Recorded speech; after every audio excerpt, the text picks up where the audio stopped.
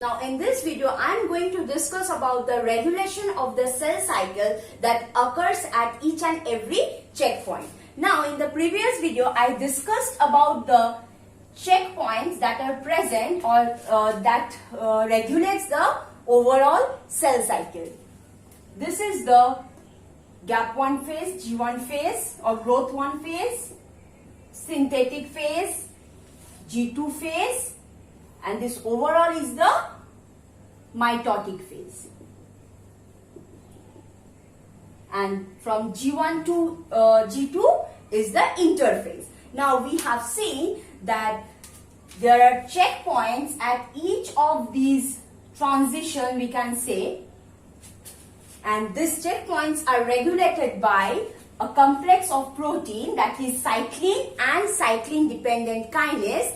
So at the G1 S transition or at this checkpoint, when the cell will enter into the S phase from the G1 phase, there is a checkpoint which is regulated by cyclin D CDK4 complex or CDK6. Now there is again another checkpoint in the S phase itself, and that is cyclin E or A CDK2 complex. That is intra-S checkpoint. Now there is a checkpoint that is starts from G2 and continues in the mitotic phase till the metaphase, and that checkpoint is regulated by cyclin B CDK1. This checkpoint is also known as maturation promoting factor or mitotic promoting factor, MPF. So as soon as this MPF is active, cyclin B will be active, the cell will enter into the mitotic phase. So this MPF will allow the cell to enter into the mitotic phase. Now there is another checkpoint which we have also seen, spindle checkpoint, which checks whether the spindle fiber are attached properly to the kinetochore of the chromosomes or the sister chromatids. So now these checkpoints, or we can say the proteins or the DNA, they are also checked by a set of proteins which prevents the cell from excessive cell division. So there are two sets of proteins which causes the cell to have controlled cell division. One is tumor suppressor genes are there. Another one is which are proto-oncogenic in nature. That means if these genes or proteins are not regulated properly, the cell will undergo uncontrolled cell division leading to cancer. So this damages or this control of this cell growth, cell division must be regulated tightly. Okay, so this DNA damage is checked by a set of protein, that is P53. This is the main, you can say the guardian of the protein, which checks at every checkpoints whether if there is any DNA damage or not. If there is any DNA damage, P53 will halt the cell cycle, it will repair the damage, and then it will allow the cell to continue its process.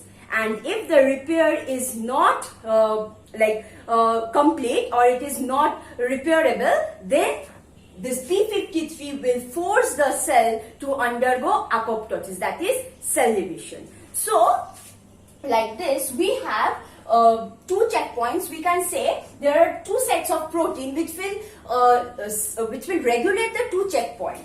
One is, so if I write checkpoint control or quality control of the cell, there are of two types. At two regions they must concentrate. That is, they must concentrate on the DNA damage. If there is any damage in the DNA, that must be repaired at once. Otherwise, this DNA damage, if it is carried in throughout the cell cycle, it may cause cancer. Okay. Another one is spindle checkpoint, spindle fiber checkpoint. Clear? And all these this damage or these checkpoint, these are regulated by proteins. The spindle checkpoint, it is regulated by MAD genes. This is mitotic arrest deficient genes. This MAD genes encode such proteins.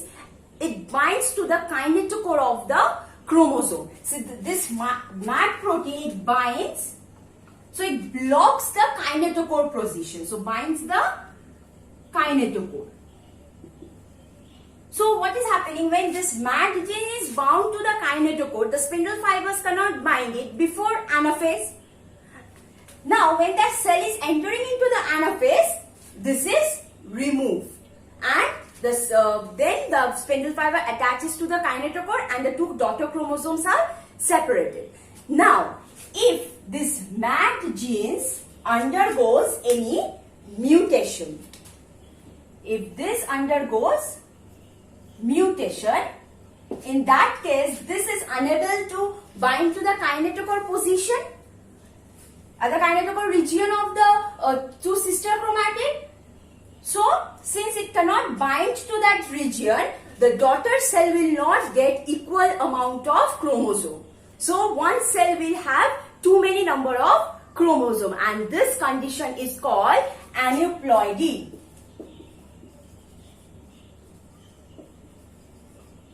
So, when this MAD gene is mutated, aneuploidy condition occurs. That means the chromosome number is not divided equally into the two daughter chromosomes. One example where this MAD genes is mutated is in adult T cell leukemia. In adult T cell leukemia, the virus which causes this leukemia, it encodes a protein tax. So,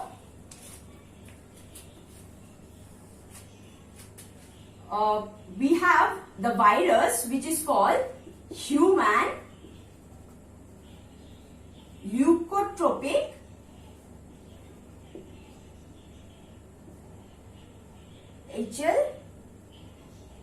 T cell virus 1, which is also called this is human T cell leukotropic virus 1.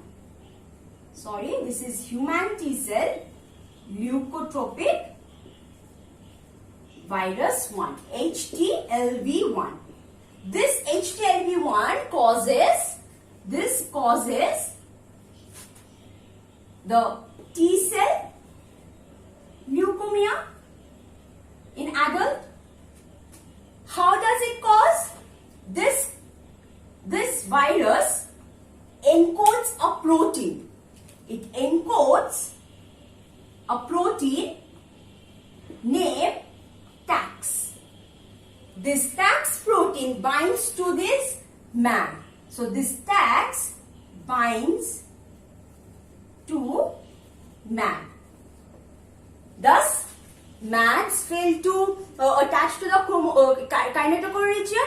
Thus, it fails to check the checkpoint of the spindle.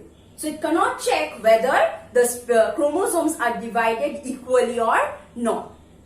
So, the too many chromosomes are entering into one daughter cell.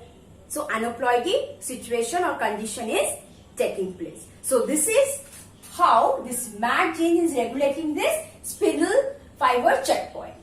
Now, we have the next set of protein which will sense the DNA damage and halt or arrest the cell division, repair the damage and allow the cell to undergo cell division. So let's see about the DNA damage. In case of DNA damage, there are several sets of protein which senses the DNA damage, but the main protein or the guardian of protein is P53. This regulates the overall cell cycle. If there is any damage, this will be active at that time. Okay? This will stop the cell cycle from uncontrolled cell division. Thus, it controls cancer. That's why this P53 P53 protein is called tumor suppressor genes, TSG, because it suppresses the protein. Now, how does this work? If the cell, if there is no DNA damage in the phases, this will activate this any cycling D CDK4 complex, and it will also phosphorylate retinoblastoma protein, RB protein, because if RB protein is phosphorylated, this will release the elongation factor, the transcription factor, and the transcription of proteins and other genes will take place. So, the proteins or enzymes that are necessary for the DNA replication or the cell division. If any DNA damage is present, in that case, it will not activate this, it will not phosphorylate this. So, this RB protein, PRB, which is the phosphorylated form, will not be present. Rather, it will not be present. It will be bound to EF2 complex. So, this EF2 elongation factor to this transcription factor will not be free to synthesize proteins for the cell cycle or DNA replication. So, in this way, this P53 regulates the cell cycle. When there is any DNA damage, this P53 activates P21, which is called WEF1 protein. And it also regulates the retinoblastoma protein to bind with this EF2, so that this is not free to synthesize proteins and enzymes that are necessary. So, this is how this P53 is regulating the overall cell cycle. Now, when this damage is not repaired, this P53 will force the cell to undergo apoptosis. But if there is any mutation in P53, in that case P53 is not active, the cell will undergo uncontrolled cell division and lead to cancer. So, these P53 or retinoblastoma, these controls the cell division from overgrowing, from excessive cell growth. So, that's why they are called tumor suppressing genes. Now, there are other set of genes which are also responsible to cause cancer, and that is proto-oncogenic genes. This proto-oncogenic is converted to oncogenic genes, which leads to cancer. So, there are two sets of proteins or genes that are responsible for the causing of cancer. For tumor suppressing gene, if tumor suppressing gene is losing its function, that means if it is mutated or its function to suppress tumor, its function if it is lost, in that case cancer will develop. And in case of proto-oncogenic gene, if the proto-oncogenic gene gains some function, like overexpression of the genes is taking place, any mutation has occurred, in that case those proto-oncogenic genes will be converted to oncogenic gene, and that will lead to cancer. So, for cancer can be caused due to gain of function in or by proto-oncogenic genes, and another cause is loss of function of tumor suppressor genes. So, overexpression of these genes, chromosome translocation, point mutation. So, there are various causes by which this proto-oncogenic gene can gain some function and turn into oncogenic, leading to cancer. Tumor suppressor gene, if the P53 is mutated, in that case it is not active. So, excessive cell growth will take place.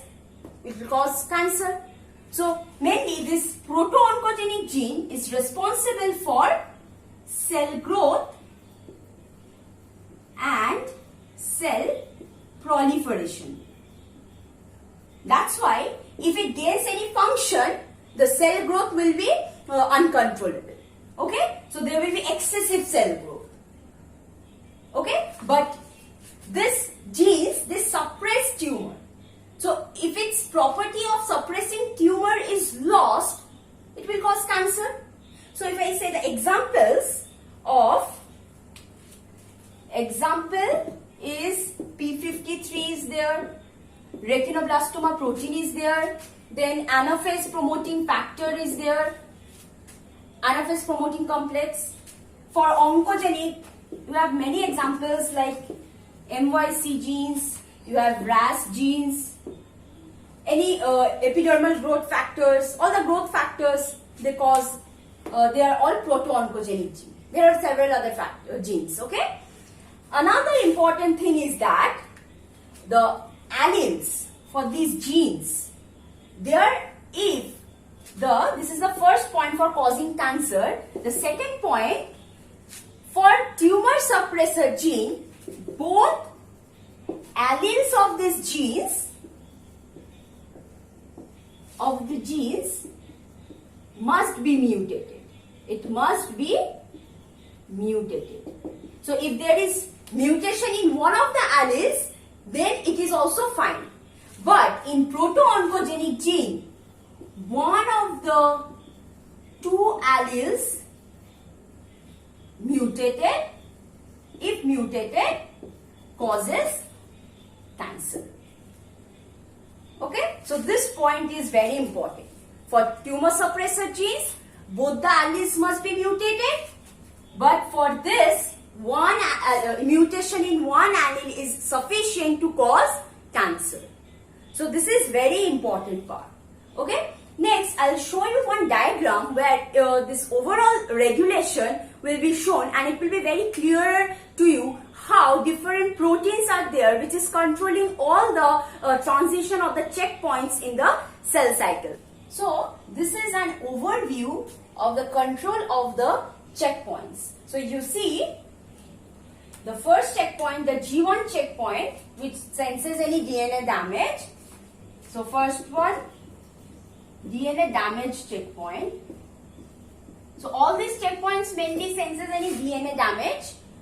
So if there is any damage in the G1 phase, ATM along with the P53 protein works with P53, activates P21, inhibit the complex. Cyclin CDK complex is inhibited in the G1 phase, thus the cell cannot enter into the S phase.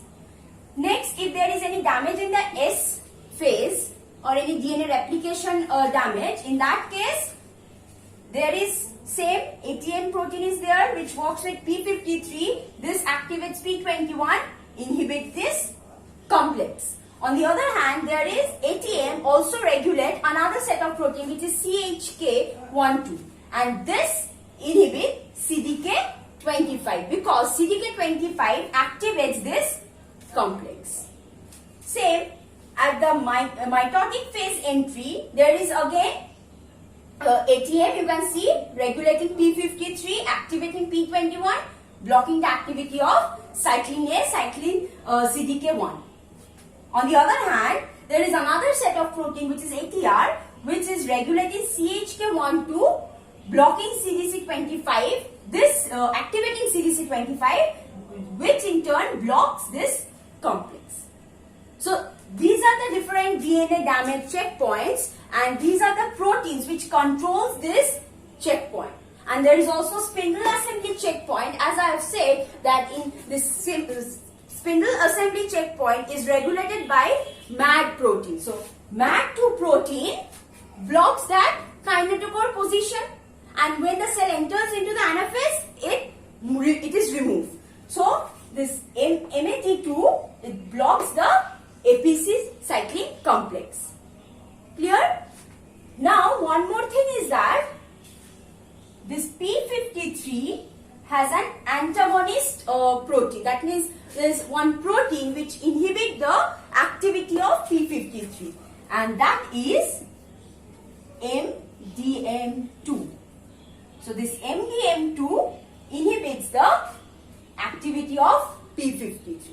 Thus, p53 is losing its activity to suppress tumor. The cell will be growing at an uncontrolled rate.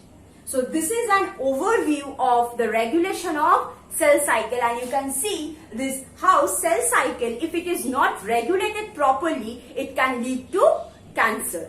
And if the cell is regulated properly, or if there is any damage in the DNA, or if there is any damage in the replication of the DNA or any protein, then the cell will undergo apoptosis. So this cell cycle is actually linked to cancer, to the topic apoptosis, necrosis. So these are all linked topics. Also cell signaling, this is again linked to this cell cycle and this cell cell signaling. Because the growth factor receptors are present on the cell, and they triggers the transcription of many factors, the growth factors, and this leads to the transcription of the growth proteins. So all are regulated. The cell cycle, cell signaling, everything is regulated and all are interlinked to each other. So this is all about your cell cycle and mitosis and the regulation of the cell cycle and the checkpoints. Thank you.